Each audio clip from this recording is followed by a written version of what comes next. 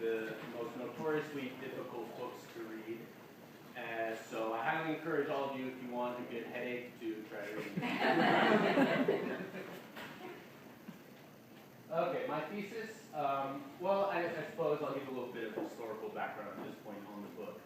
It was written between 1922 to 1947 by James Joyce, who you may be familiar with because he wrote another very famous book called Ulysses, one of the most often read books in the English language. And so he followed it up with this magnum opus, which is comprised of, it's like 60 or 70 different languages he uses, and it's a combination of puns, word plays, made-up words. So it's very odd to read on the first try, or the second try, or the 50th try. So that's why it's always fun to keep unpacking. My thesis about it is the language of Finnegan's Wake can be likened to a literary approximation of consciousness itself. Well, I changed my thesis recently last night. What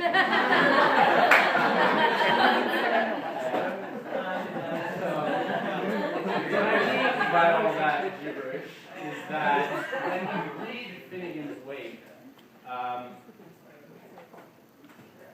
what it does is it calls attention to the fact that you're actually reading, which most books don't really do. Most books, when you read, you kind of go full bore into the movie experience, first of all, the image that the words elicit in your mind, and then you kind of extrapolate from there and maybe try and find like a deeper meaning, or you analyze it to find some kind of life lesson or something. But when you read this book, you become aware of the fact that you don't know what you're reading, really. Even though it's in English, even though you can kind of make out what the syllables sound like, it's more just like kind of taking a ride.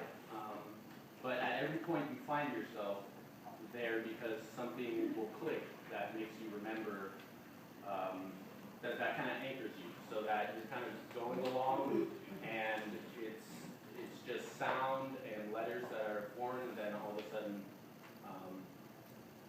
something clicks that it's either an association, you recognize a word, or an allusion, a historical allusion.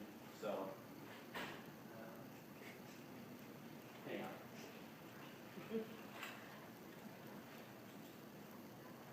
Okay, mentioned this already, didn't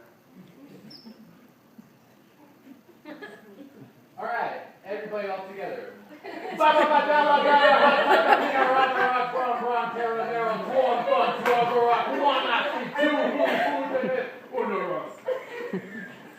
That's just an example of what's happening.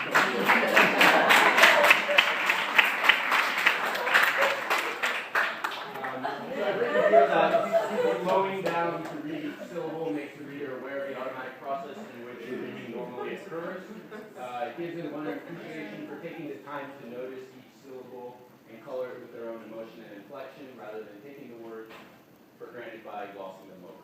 So it makes you very particularly conscious of the process of reading, instead of just doing this automatically without even thinking about it. Joyce makes a comment analytically about it. It says, so this, you can think about this is how readers are. So, how idlers whine, turning pages on pages, as innocents with anacletes play Popeye and Coffee. The leaves of the living evoke of the deeds, annals of themselves, timing the cycles of events, grand and national, bring fossilized the past out. So, thank you for listening to my presentation. I'd like to welcome Haley Gunther, who's going to be talking about J.R.R. Tolkien's The Hobbit.